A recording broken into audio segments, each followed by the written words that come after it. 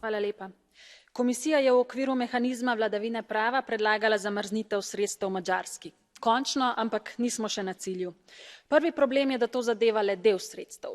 Drugi problem je, da se iz aktualnega proračuna ta trenutek denar na Madžarsko steka nemoteno, korupciji in rušenju vladavine prava navkljub. Tretji problem je, da se s tem očitno ustvarja nek politični dogovor. Kompromisi z iliberalnimi vladami pa niso možni, veste.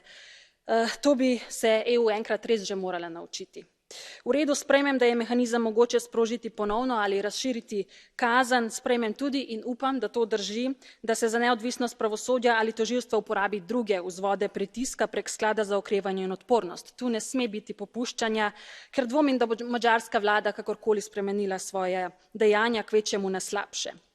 Glede predlaganih ukrepov za sprostitev financiranja pa kaže, da se madžarska vlada pretvarja, da sprejema reforme, EU pa se pretvarja, da so te reforme zadostne. Upam, da se države članice tega zavedajo in bodo blokirale vsaj ta del.